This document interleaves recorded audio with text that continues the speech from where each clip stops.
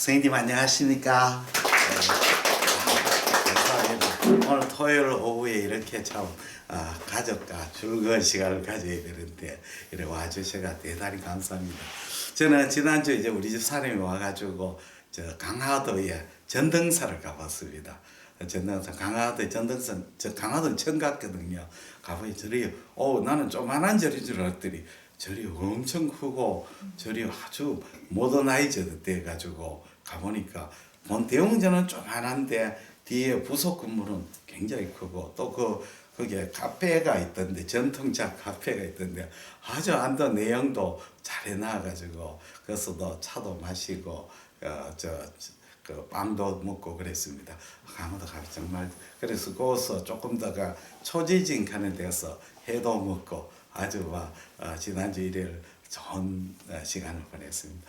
다음에는 제가 한번 여름에는 용주사를 한번 가고 싶습니다. 용초사인데 영문산을 가봤습니다. 영문산을 가봤는데 우리 영문사가 시주도 하고 절도 했는데 여름에는 저 용주사를 꼭 한번 가가 거기에 부처님한테 우리 용초사가 잘 되도록 그리고 용초사 다니신 분들 모두 다 대박 되시고 잘 되시기를 제가 또 절을 하겠습니다. 그때 이름을 다 올려가지고 절을 하겠습니다. 오늘은 스님들과 같이 이제 이때까지 했는 복부 한번 복습하고 모델이 오면 그 다음에 충수하고 갑상선 고래 한번 해보겠습니다. 해보는데 우리 모델이 사실 다른 거는 다 잘 나오는데 유일하게 안 나오는 게 앞배가 안 나와요. 앞배가 너무 짧고 그래서 거의 안 보여요. 그래서 할 수 없이 앞에는 우리 보니까 모델들이 남자 스님들이 아주 좋아가 앞에 모델을 좀 해주셔야 될 것 같습니다. 그러면 우선 첫 번째 소화관부터 이야기를 드리겠습니다. 소화관 초파는 아주 선생님들이 옛날에는 이렇게 생각했습니다. 소화관 초파는 참 소관을 초파로 본다 말이 안 되는 이야기다 이런 생각이 있거든요. 근데 지금 그래 생각하시는 분이 아무도 없죠. 그리고 실제로 개헌하시거나 공개해 보시면요, 초파를 하는 빈도가 가장 높은 게 소관입니다. 그렇죠.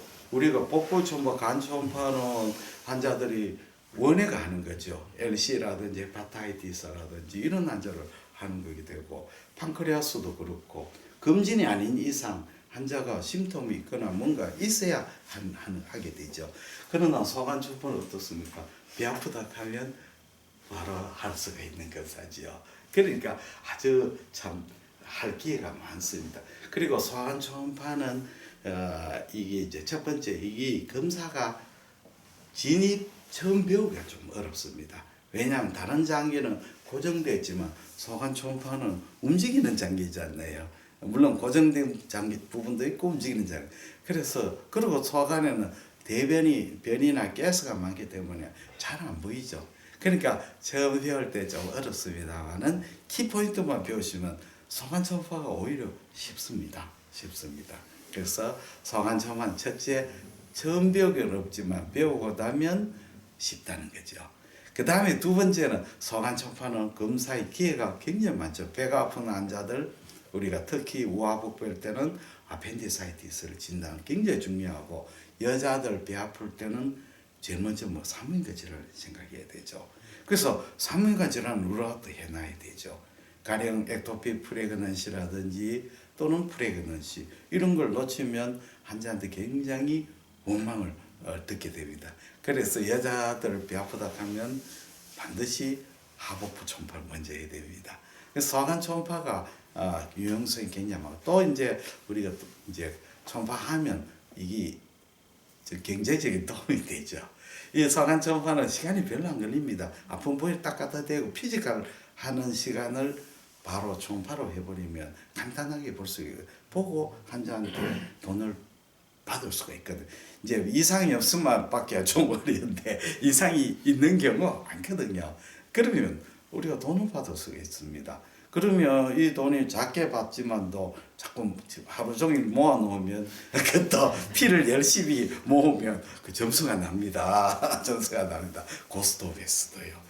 그래서 이 괜찮은 검사입니다. 굉장히 또 환자들이 굉장히 좋아하지요. 우리가 배가 아픈 환자를 왔을 때 막연하게 청진회가 그 진단하는 것보다 배가 아파가 이렇게 되니까 무슨 병입니다. 이렇게 하면 환자가 굉장히 좋아합니다. 왜냐하면 요즘 젊은 여성분들은 어머니들은 이제 옛날하고 틀리가 뭔가 좀 비주얼적인 걸 보여줘야만이 믿죠. 막연하게 이야기하면 안 믿습니다. 가장 또 반가운 환자는 뭐냐 하면 이제 어머니가 아기가 배가 아팠는데 한번 소아과에 갔더니 그 뭐 배가 아픈데 그냥 장염이다 하고 앞에 이제 확실하게 모르겠다 경과를 보자 하면 굉장히 불안하죠. 그래서 애를 데리고 우리 병원에 옵니다. 뭐라 하느냐 하면 앞에 이제 아닌지 확실하게 알아달라. 네 이게 드리죠 하고 딱 앞에를 찾아가 보십시오. 여기 앞에는 정상입니다. 야가 아픈 것은 메센테리 림프아데나이티스입니다. 이걸 딱 설명하면 환자 보호자가 딱 이해를 하지요. 그러면 돈을 받고 그때는 많이 받아도 되거든요. 그런 환자 제일 반갑습니다. 시간대 돈 받는 게 훨씬 좋으니까 나는 간단한 검사거든요. 그래서 이 소관 초음파가 중요하죠. 그래서 소관 초음파의 그 꽃은 역시 이제 아펜딕스고 그 다음에 두 번째는 스토막입니다. 스토막이죠. 아펜딕스 스토마가 제일 중요합니다. 그러니까 소관 초음파는 첫째 이제 임상적 유용성인 무포다. 유용성이 있다. 그 다음에 처음 배우기가 진입 장벽이 강하다. 여기 이제 문제가 돼요.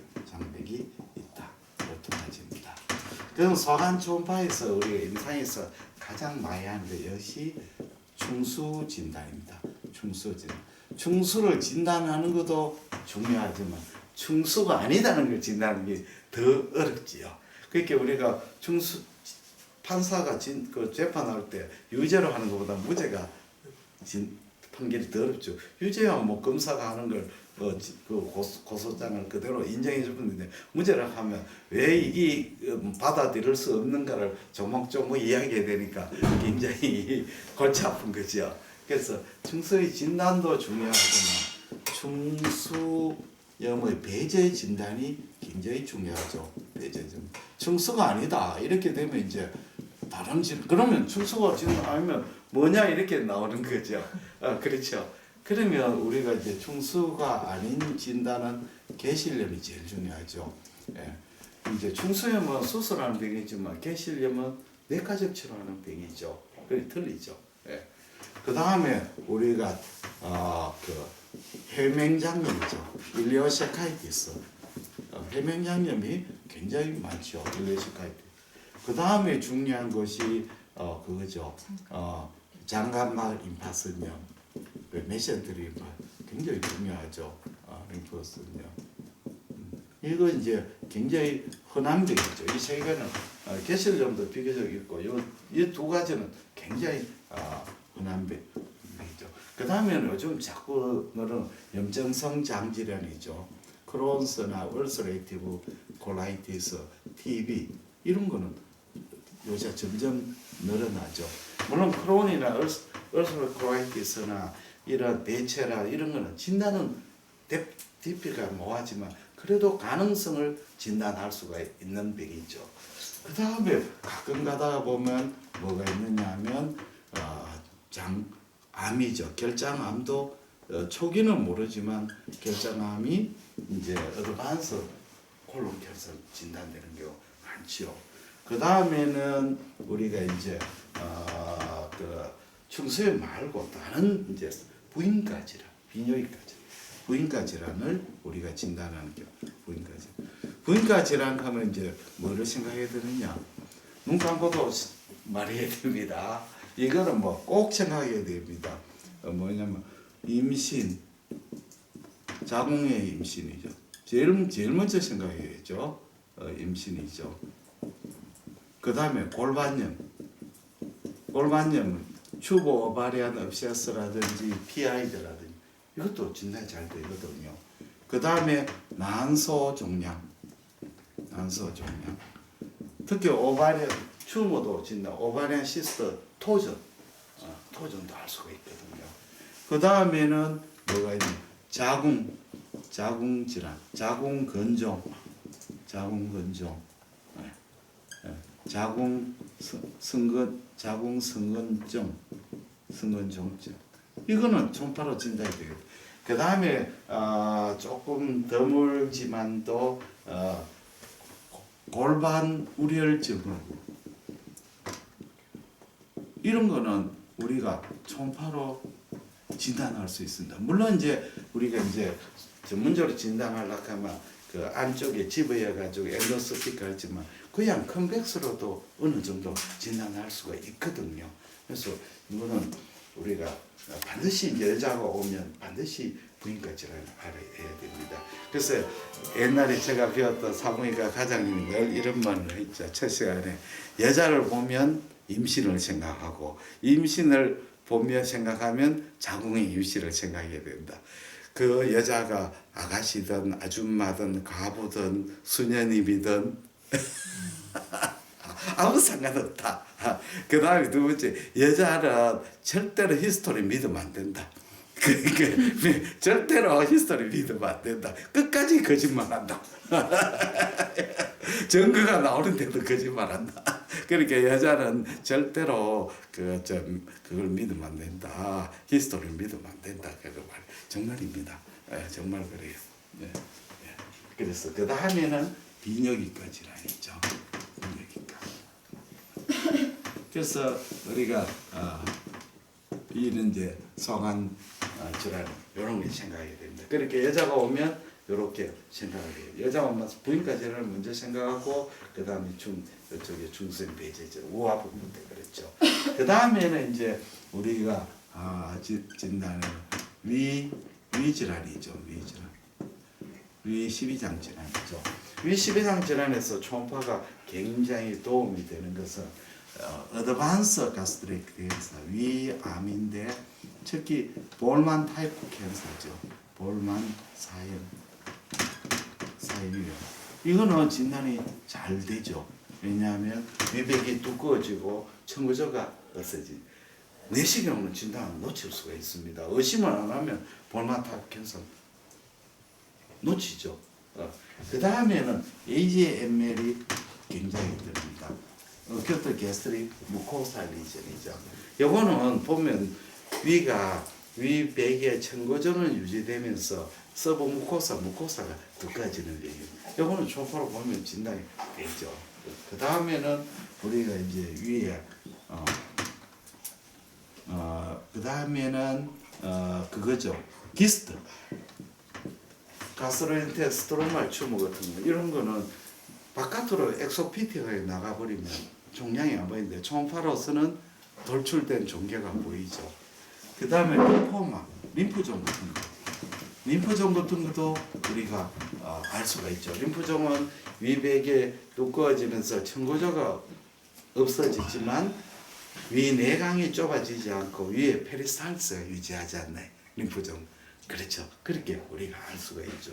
그래서 이런 걸 우리가 알 수가 있습니다. 그래서 우리가 내시경 하기 전에 초음파를 하면 스크리닝 하면 훨씬 내시경 하기 전에 안심이 되죠. 우리가 그냥 아무 생각 없이 들어가면 아무 생각 없이 나오게 되고 나중에 환자가 어드밴스 그 볼만 타입 캔서로 진단되면 요걸 단단하게 얻어먹게 됩니다.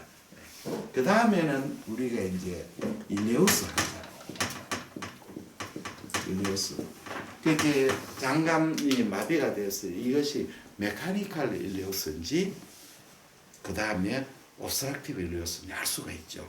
그리고 그 어떤 초음파가 노련하게 되면 일레우스 된 부분도 찾고 심지어 진단까지 할 수가 있죠. 일레우스 되면 우리가 콜론이 늘어나느냐 안 늘어나느냐 그걸 봐야죠.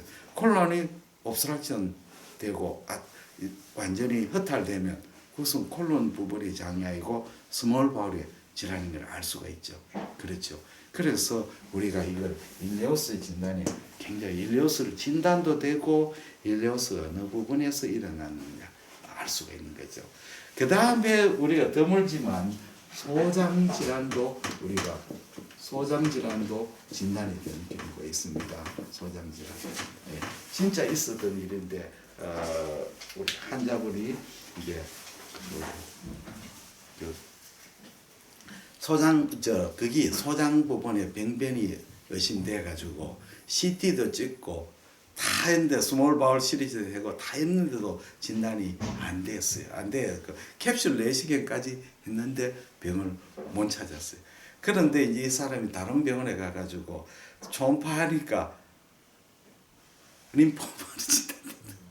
근데 그게 이상한 CT에서 진단이 안 됐어요. 예, 그런 경우도 있습니다. 그렇죠. 예, 이런 경우도 소장 질환도 진단됩니다.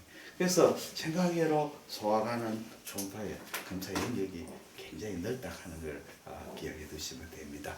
그럼 오늘은 이제 나중에 우리가 한번 검사인데 주로 이제 충수하고 스토마 위주로 한번 해보고 연습을 자꾸 해야 됩니다. 나중에 병원에 가셔가지고 오후에 환자가 없을 때 특히 할머니 같은 오시면 이제 서비스를 해주는 척하면서 아펜딕스하고 스톰하고 바울을 계속해서 연습을 해야 됩니다.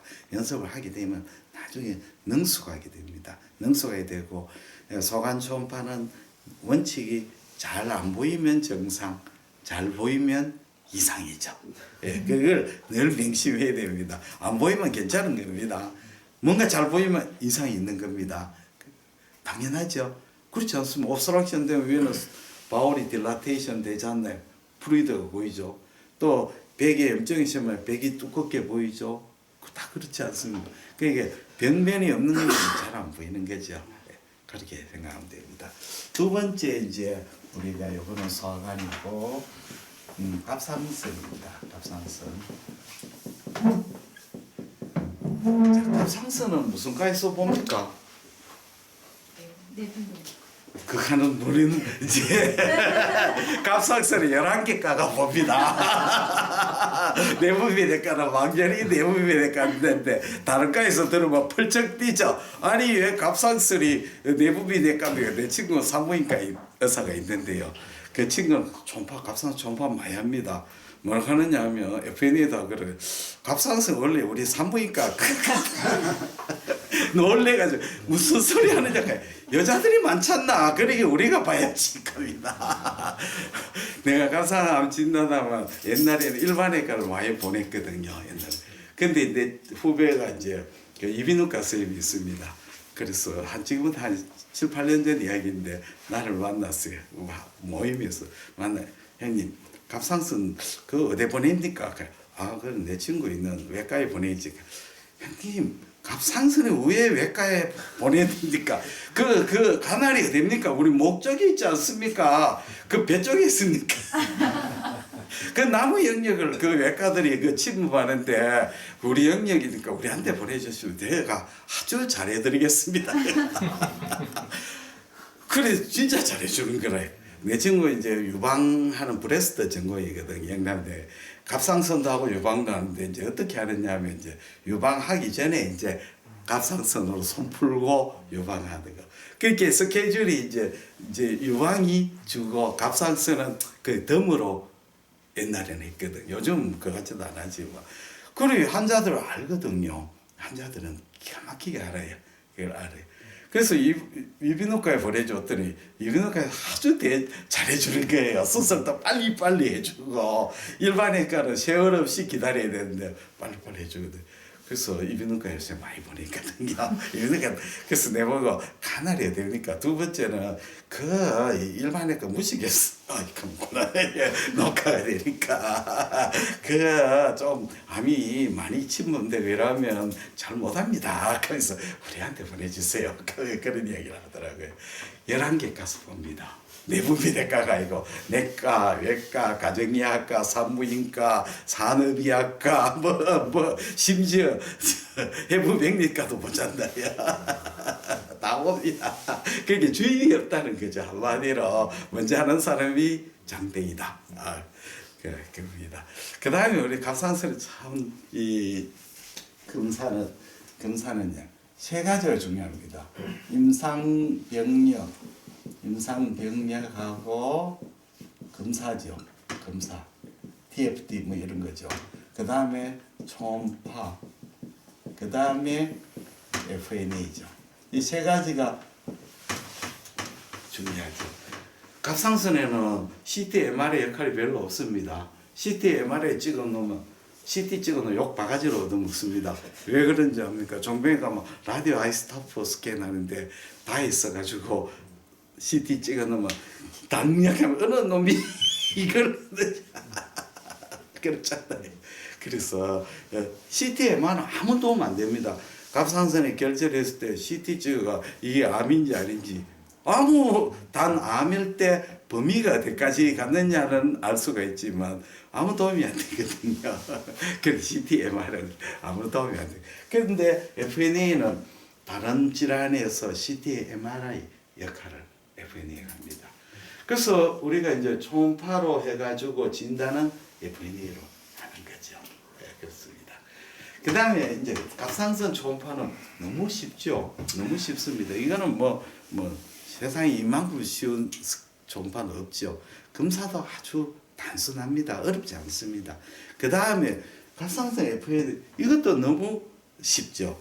이 세상에서 의사가 할 수 있는 검사 중에 가장 쉬운 검사가 제 생각에는 갑상선 FNA입니다. 그 정도로 쉽습니다. 가장 쉽습니다.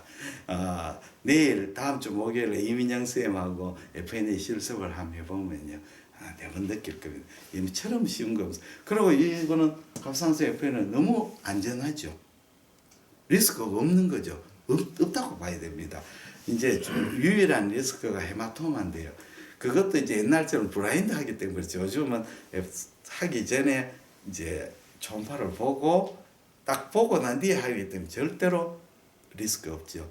그게 갑상선 FNA 할 때 제일 위험한 거는 박동성 혈관인데 그게 찌르면 완전히 헤마토마 생깁니다.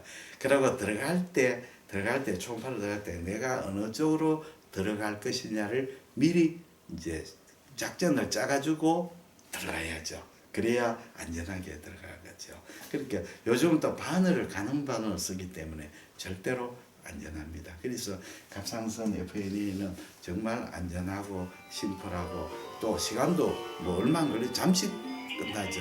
그리고 우리가 수가도 괜찮고 환자들이 굉장히 좋아하죠. 그래서 한국에서 너무 FNA를 많이 해가지고 사회 문제가 됐죠.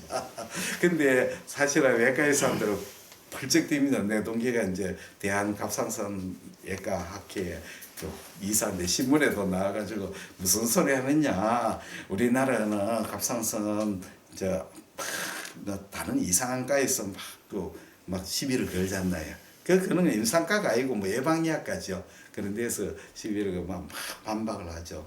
우리나라에서 갑상선 암이 많은 원인은 일반적으로 뭐 생각하기에는 한국의 의사들이 너무 과도하게 했다.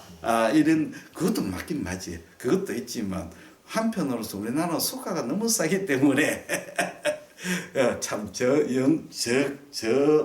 그 수가에 많이 노력했는 거죠. 그 다음에 한국 사람이 유전적으로 갑상선 유도암이 많습니다. 그건 틀림없습니다. 두 가지가 다 겹쳐졌습니다. 그래서 우리나라는 좀 갑상선 암이 특이하죠. 다른 나라하고 틀립니다. 책에는 교과서 보면 다 거짓말이거든요. 갑상선 암은 책에는 보면 유도암이 뭐 7, 80%까지는 90% 이상입니다. 선생님 다 아시나요? 갑상선 암은 우리나라는 유도암이 90% 이상입니다. 90% 이상이고 그 다음에는 여포암입니다. 여포암이죠. 이 두가 여포암이 한 10% 이하입니다. 10% 이하입니다. 그 다음에는 세 번째 암부터는 너무너무 적습니다. 역행성 암이 옛날에는 제법 있었는데 지금은 거의 없어졌습니다. 역행성 암. 거의 0.001%도 안 됩니다. 이거는 왜 그러냐면 갑상선의 역행성 암은 이 처음부터 역행성 암이 아니고 이 유도암이나 여포암이 역행성 암으로 되고 또는 비나인 종양이 역행성암인데 저기에 씨를 다 말려놓으니까 이런 역행성암 될 애들이 거의 없어져 버리는 거죠. 씨를 말라놨는 거죠. 그 다음에는 아주 드문 수질암 이거 정말 드뭅니다. 제가 이때까지 수지를 한 2케이스밖에 못 먹었습니다. 딱 2케이스 왔습니다. 그다음 림프종. 이건 너무너무 드뭅니다. 우리나라 더 드뭅니다. 림프종. 그러니까 전부 다 유도암 아니면 여포암이 그렇다. 그렇밖에 안 되거든요. 그러니까 우리나라는 특이한 나라입니다. 자, 그러면 이제 갑상선암의 유도암에 대해서 좀 설명을 드리겠습니다. 유도암이란 말이 용어가 좀 잘못되어 있죠. 파필러리 캔서. 유도암을 보니까 파필러리 스트럭처를 가진 암이라 했는데 나중에 조사하고 있게 파필러리 스트럭처를 가진 놈이 대부분이지만 폴리큘러 스트럭처를 가진 놈도 있거든요. 근데 뭐 지금 용어를 고치기가 어려우니까 그냥 유도암이라고 합니다. 자, 그러면 유도암을 이해하기 전에 갑상선의 구조를 간단하게 설명을 드릴게요. 갑상선은 우리가 요렇게 안 생겼습니까? 요렇게 갑상이라고 하는데 갑상이 무슨 뜻입니까? 그렇죠. 방패죠. 방패갑자입니다. 방패갑자입니다. 자, 갑상선은 이제 이런 형태가 이래 되는데 안에 보면 폴리클로 구성되어 있습니다. 물주머니죠. 폴리큘러 앱세리움이 요래 있고 폴리큘러 앱세리움이 있고 그 다음에 요 안에 콜로이드가 있고 그 다음에 군데군데 파라폴리큘러 셀이 있어요. 파라폴리큘러 방여포실. 요거하고 요거는 전혀 족보가 틀립니다. 요 폴리큘러 셀포는 텅 비어 있어요. 내려왔죠. 요거는 엔도크라인 그랜드죠. 호르몬을 만들어 가지고 콜로이드 여가 이걸 이제 보내주는 건데 파라폴리큘은 칼시토닌을 만드는 세포죠. 칼시토닌. 이거는 족보가 돼서요 신경세포입니다. 엔도크라인 그랜드 척추 옆에 있는 그 갱그리온에서 여기 세포가 여기로 들어왔습니다. 여기로 들어왔습니다. 그러니까 주로 칼시토닌이 파라폴리큘 세포가 많은 데는 갑상선의 어퍼라테랄 쪽에 많습니다. 물론 여기도 있지만 요감 집중적으로 많이 씁니다. 대구도 보면요, 서울도 그렇지만 대구도 보면요, 달성군의 사람들은 서구에 많이 살고 서구 영천 사람들은 동구에 많이 살고 어서가 동 사람은 대구 북구에 많이 살고 저 밑에 뭡니까 거기 사람들은 또 남구에 많이 살거든요. 사람이 서울에나 대구 대도시에 오면 막 섞여 사는 게 아니고 자기 그 원고향에 가까운데 좀 많이 살아요. 그게 또 뭐 신기합니다. 자, 이렇게 되었습니다. 그러면 이제 갑상선이 우리가 FNA를 하면 세포가 어떻게 보이느냐면 두 형태로 보입니다. 이렇게 이제 폴리큘 형태로 이렇게 보이기도 하고 폴리큘 형태로 보이고 또는 세포가 이런 식으로도 보이고 이건 하니컴 패턴 벌집입니다. 왜 이렇게 보이느냐 하면 이상하죠. 이제 요거는 우리가 단면적이지 않네. 실제 갑상선을 여기 몽처럼 돼 있지 않습니까? 그러니까 우리가 옥수수로 생각하시면 좋아요. 옥수수가 이렇게 있으면 옥수수가 이렇게 있으면 옥수수 안이 콜로이드고 바깥이 세포인데 옥수수를 어떻게 자르냐에 따라서 틀리겠죠. 옥수수를 이렇게 자르면 이런 식으로 나오겠고 이런 식으로 자르면 이런 식으로 되겠죠. 그렇지 않습니까? 세포를 FNA가 뜯어내든 세포가 어떤 길로 잘리냐에 따라서 두 패턴으로 나오죠. 그 다음에 이제 지금부터 중요합니다. 병리 이야기인데 병리 이야기가 어렵지만 이걸 알면 너무너무 쉬워집니다. 자, 그러면 우리가 정상 갑상선 세포는 어떻게 생겼느냐? 선세포. 정상 갑상선 세포는 세포가 라운드하고 오발합니다. 라운드거나 이렇게 오발합니다. 그리고 사이토플라즘이 연합니다. 이게 중요합니다. 사이토플라즘이 세포질은 연합니다. 우리가 세포질이 지나면 세포 경계가 뚜렷하게 보이죠. 스퀘머스 셀은 세포질이 댄스하기 때문에 세포막이 잘 보이죠. 그렇죠. 이렇게 되었습니다. 그 다음에 요거는 핵막입니다. 핵막이 레귤러하죠. 이렇게 레귤러합니다. 그 다음에 뉴크레올라이가 있습니다. 뉴크레올라이 핵인이죠. 뉴크레올라이가 이렇게 있습니다. 뉴크레올라이 있고, 자 진짜 중요한 크로마친입니다. 크로마친 이렇게 해가지고 이제 크로마친이 있는데 크로마친이 마이크로 그라뉴라입니다. 마이크로 그라뉴라 크로마친입니다. 마이크로 가립성인데 크로마친입니다. 여기 이제 특징입니다. 이렇게 그렇게 이런 식으로 보여요. 정상 세포는. 그러면 자 유도암을 쓰는 세포가 어떻게 보이느냐? 유도암은요. 자 암이식 유도암은 조직학적으로 어떻게 하냐면 이렇게 되죠. 이렇게 파필러리 파이브로바스큘러 번들이 있고 파이브로바스큘러 번들이 있고 여기에 세포가 정식이 되죠. 암세포가 막 정식이 됩니다. 여기 이제 파이브로바스큘러 번들,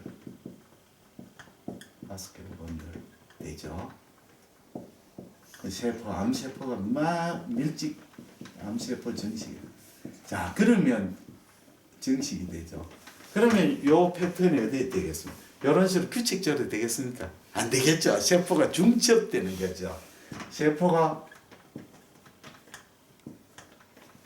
이렇게 중첩이 되는 거죠. 세포가 이렇게 중첩상으로 보이는 거죠. 세포가 중첩이 되고 중첩상으로 보이거나 또는 세포가 많이 떨어져가 고립성 세포. 왜냐하면 정상 세포는 세포와 세포 사이에 딱 붙어 있는데 암 세포는 그렇죠. 또 연결이 약하죠. 그래서 잘 떨어지게 이렇게 떨어져가 세포가 보입니다. 또 요것도 하니콤 패턴으로 안 보이죠. 막 겹쳐져가 보이죠. 이렇게 중첩상으로 이런 식으로 보입니다. 경우에 따라서는 이름 뭡니까? 이 파필러리 TV도 보이기도 합니다. 파필러리 TV. 덩어리가 툭 떨어지고 캡이라고 합니다. 이런 식으로 보입니다. 그렇죠. 세포가 막 중시되게 당연한 거죠. 그 다음에 세포 하나가 중요합니다. 우리가 갑상선의 유도암은 세포 하나를 보고 진단하는 겁니다. 세포 뉴클리어스를 보고 진단하는 거예요. 굉장히 중요합니다. 자, 그러면 뉴클리어스 세포가 어떠냐? 핵막이 좀 일레귤러합니다. 또는 핵막이 이렇게 뾰족뾰족하기도. 그렇게 일레귤러한 핵막이죠. 핵막입니다. 자, 핵막이 일레귤러. 그 다음에 중요한 건 크로마틴입니다. 크로마틴이 아주 분처럼 작아집니다. 그리고 핵막이 크로마틴이 파인 또는 전체적으로 있기도 해요. 파인 크로마틴. 이게 굉장히 중요합니다. 분처럼 보입니다. 파인 크로마틴. 그렇죠. 때로는 크로마틴의 핵 주위에 있으니까 안이 텅 비는 것처럼 보여요. 근데 뉴클리어스 안이 뭐 아무것도 없이 텅 비는 것처럼 보여요. 왜냐하면 파인 크로마틴 바깥에 있고 있으니까. 이걸 이제 오판 아이 어피어런스 하기도 합니다. 자, 그 다음에 핵막이 어떠냐면 핵막이 일레귤러해져요. 핵막이 이렇게 되죠. 핵막이 이제 우글우글해집니다. 핵막이 우글해지면 어떤 현상이냐면 이렇게 잘리면 이렇게 보이겠죠. 핵막 안에 이렇게 되죠. 그러니까 여기 사이토플라즘이죠. 사이토플 안으로 핵막이 우글우글한 대로 인바지네이션 되는 거죠. 이걸 슈도 인크루전, 진짜 인크루전이 아니죠. 핵 안에 있는 게 아니고 우글우글해가 그러죠. 여기 핵이고 여기 세포질이죠. 세포질이 핵막이 우글우글하니까 다음에 이렇게 잘리면 어떻게 될까요? 커피빈 어피어런스 되겠죠.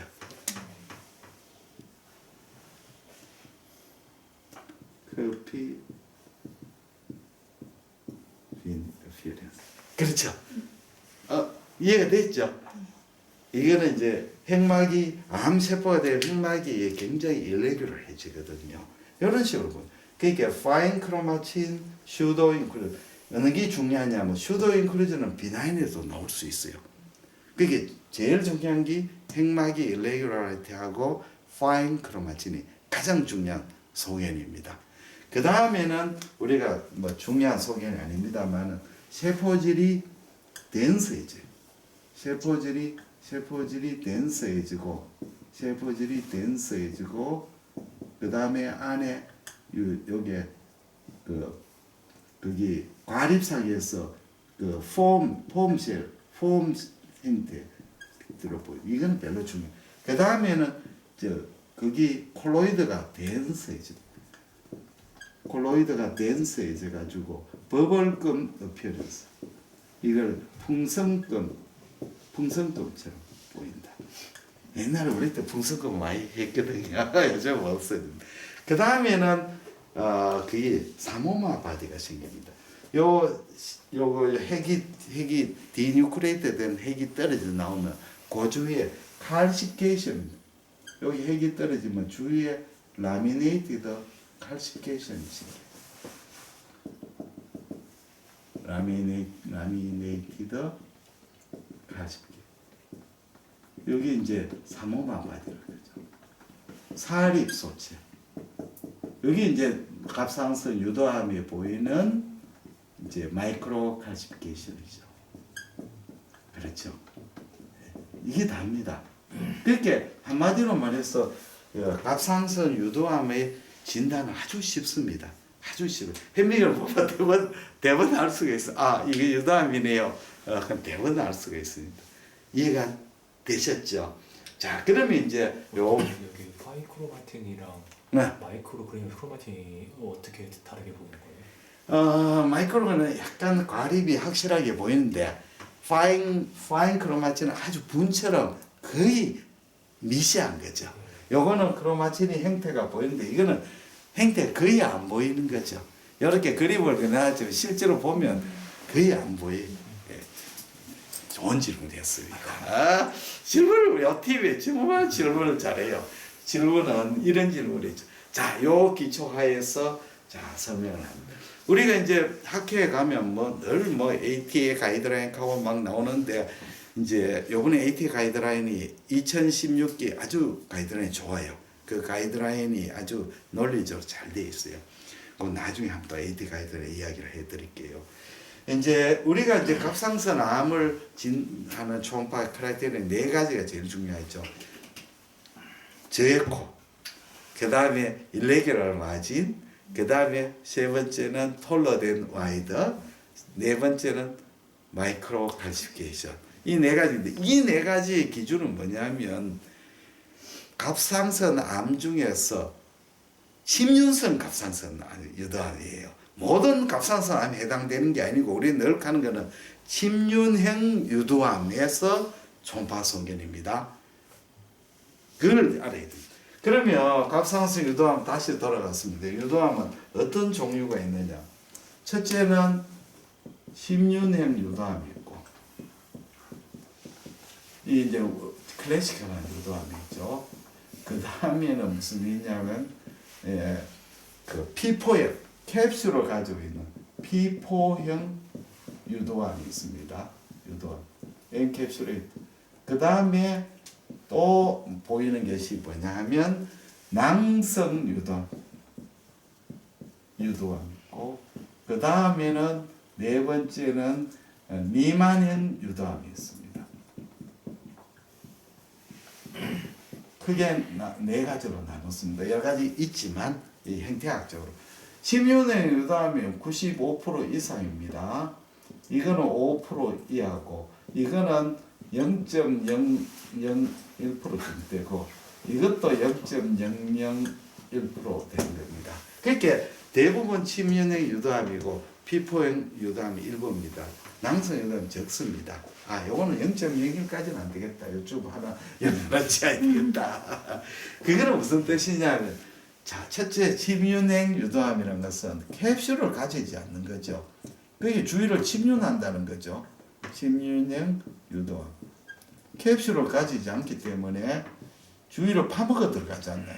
그러니까 형태가 어떻게 되겠습니까? 이렇게 되겠죠. 그렇지 않나요? 그러면 여기가 저에코고 세포의 정식으로 또 요거는 스피큐레이티드 또는 일레귤 주위를 파먹어 들어가니까 일레귤러 마진이죠. 그 다음에 요 안에 마이크로 칼시피케이션이 있죠. 여기는 톨로데노아이드죠. 그렇죠. 다 이해가 됐죠. 맞지 않나요? 다 이해됐죠? 이게 이제 침륜의 유도암입니다. 두 번째가 이제 골치 아픕니다. 피포형 유도염. 캡슐을 가지는 유도암이 있어요. 자, 이렇게 했는데 캡슐을 가지고 있습니다.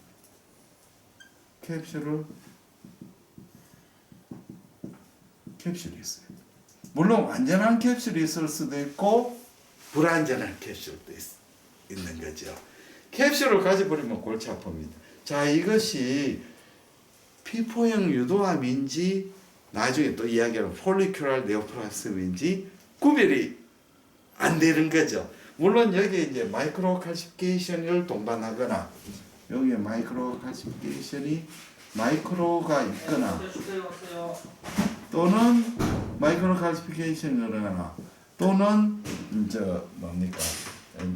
에코제니스티가 에코가 저에코인 경우 아주 저에코인 경우는 그래도 조금 의심을 할 수 있겠지만 그렇지 않을 때는 애매모호하는 거래요. 그렇죠. 그 다음에 또 골치 아픈 게 피포형 유도암에서 또 골치 아픈 것이 폴리큐럴 패턴을 가진 경우였어요. 폴리큐럴 베리언트 파피럴 캔서. 무슨 뜻이냐면 이런 파피럴 스트럭처를 가지지 않고 이렇게 폴리큐럴 스트럭처인데 안에 핵이 뉴클레우스가 이 형태를 가지고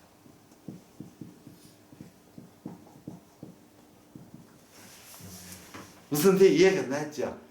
파피럴을 가지지 않고 폴리큐럴 패턴인데 뉴클레우스를 보니까 이건 그래. 그러면 이건 파피럴 캔서. 그러게 뭐라 이런 진단을 했잖아. 폴리큐라 베리언트 파피럴 캔서를 하는 거래. 이거는 마이크로 칼시피케이션도 잘 안 나와. 마이크로 칼시피케이션 그렇게 비나인이나 또는 폴리큐라 네오플라스마로 생각하고 찔렀는데 세포가 뉴클레우스가 파피럴 캔서니까 파피럴 캔서가 되어버리는. 이해가 이제 됐지요? 됐죠? 나중에 정리를 한번 해드립니다. 이제 선생님들은 이해를 잘 하시는 것 같다. 예? 그러니까 파피럴 캔서는 뉴클레우스 보고 진단하는 겁니다. 패턴이 파피럴 폴리큐럴 그건 아무 상관없어요. 세 번째는 낭성 유도암이래.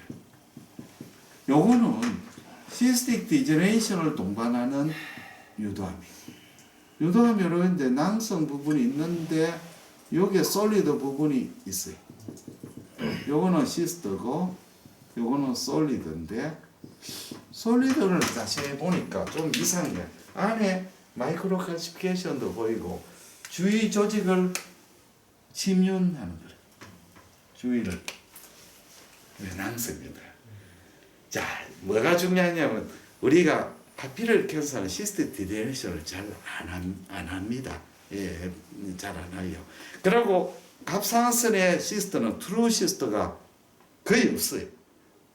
그러니까 전부 다 갑상선의 물혹은 전부 다 결절이 시스트 디제네이션에 있는 거래.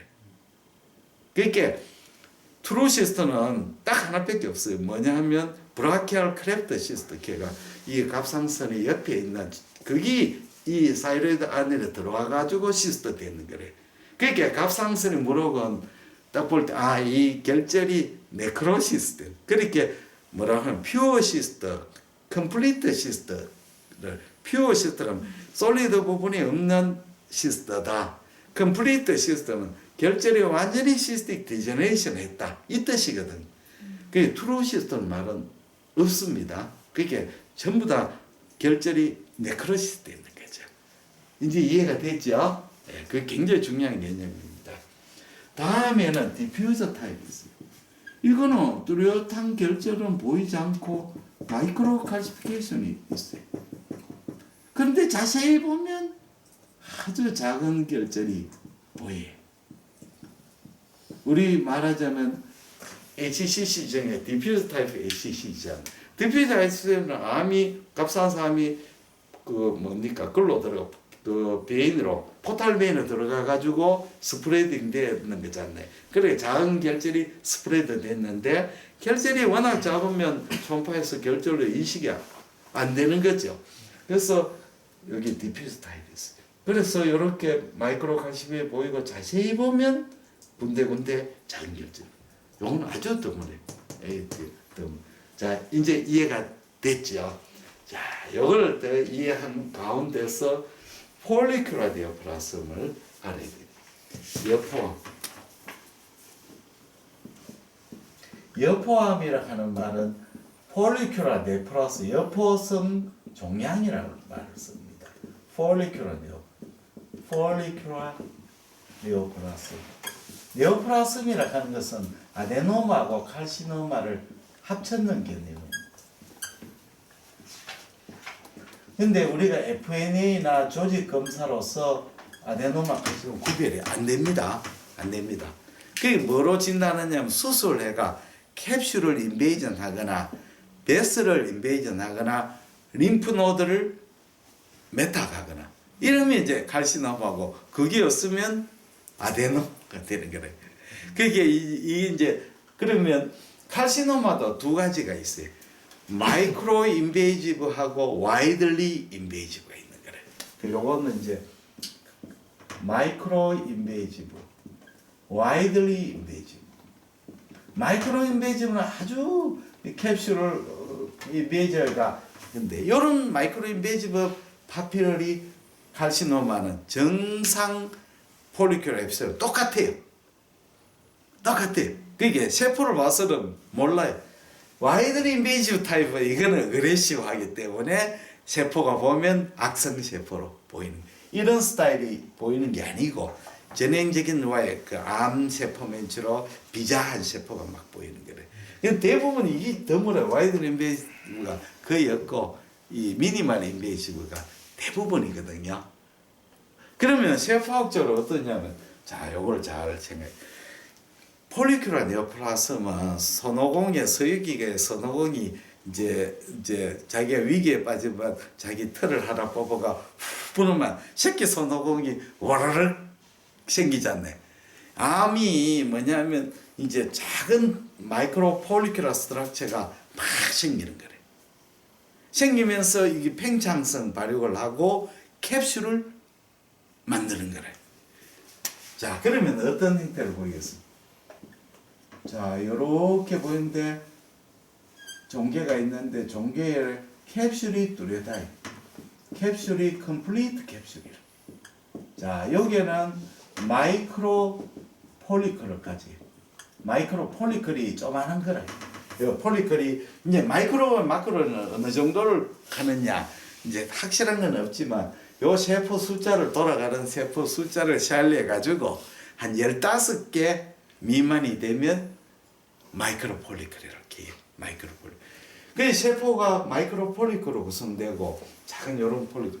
그다음에 콜로이드가 아주 루스합니다. 덴스하지 않아요.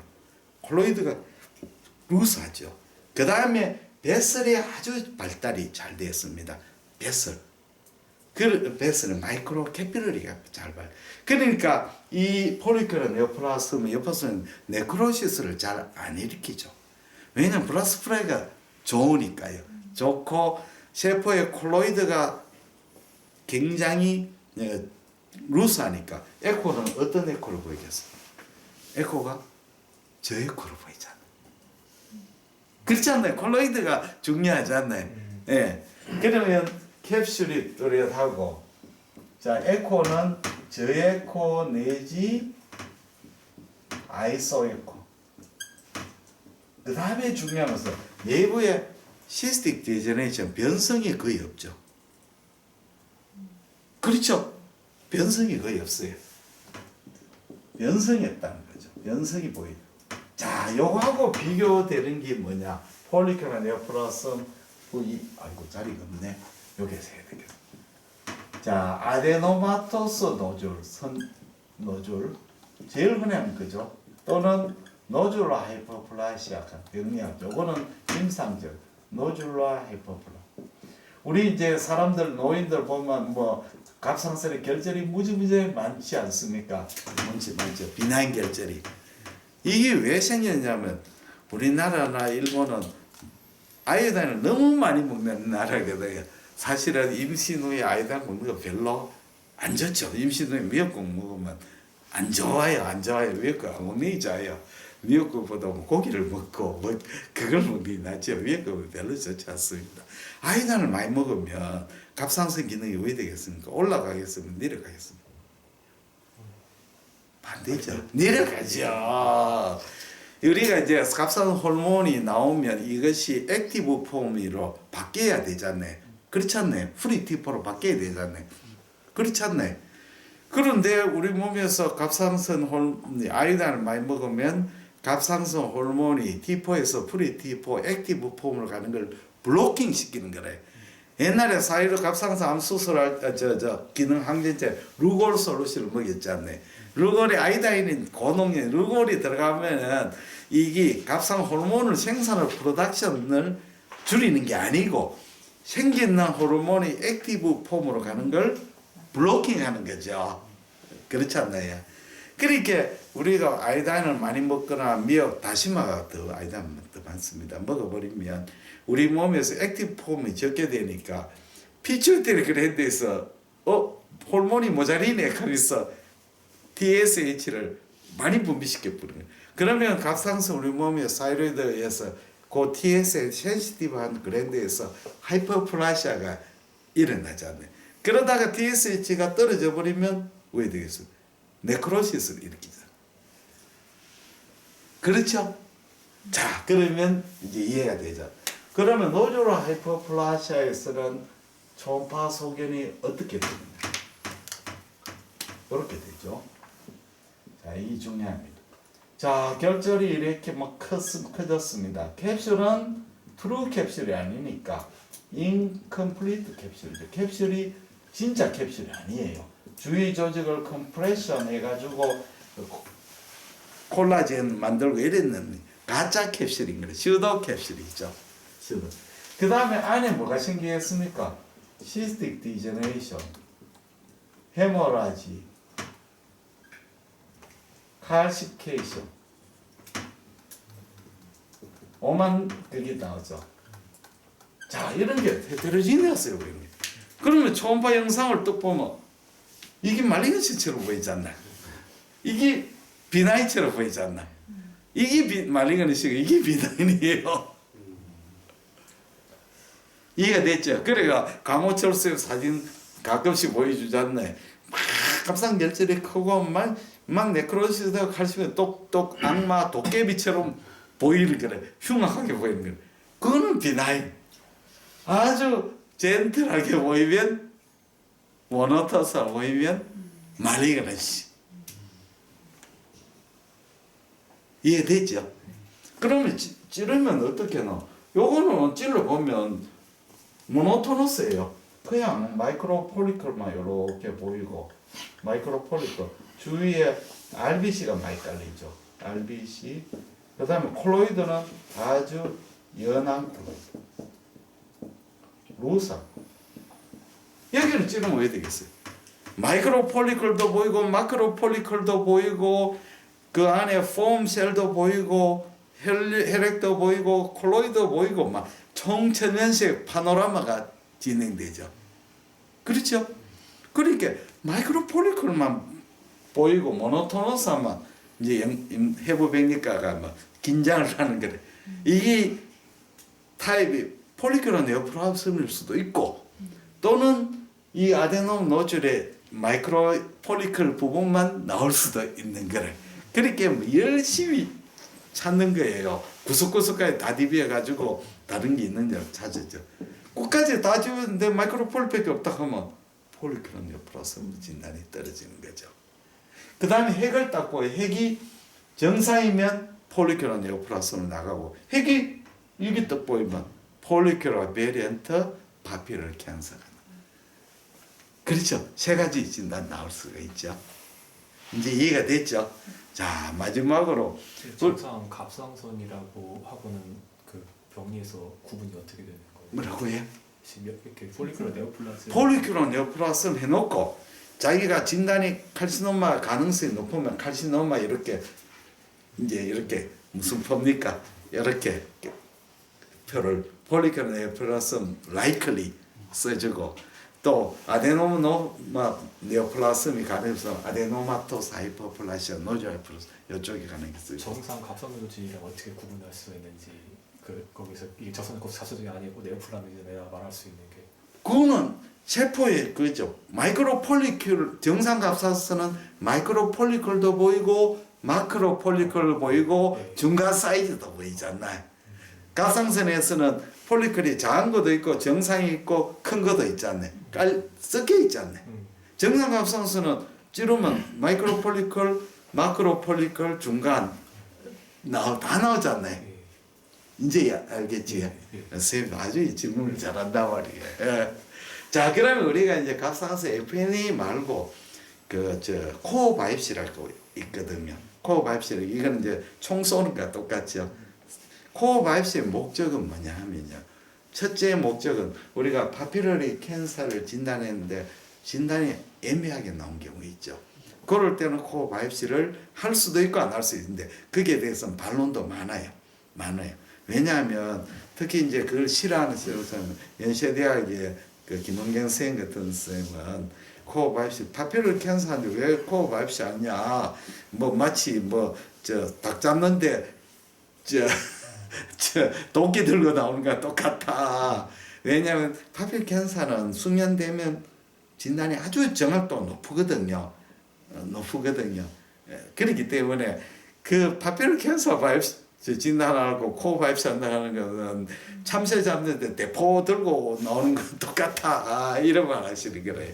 그 다음에 두 번째는 뭐냐 하면 우리가 이제 이거를 폴리큘러 네오플라스인지 아데노마토스 노즈 감별. 그거는 뭐냐 캡슐을 획득하는 거죠. 총을 딱 쏴가지고 딱 정확하게 조져가 딱 쏴가지고 캡슐을 딱 뜯은 그러면 현명이 안 봐도 아는 거래.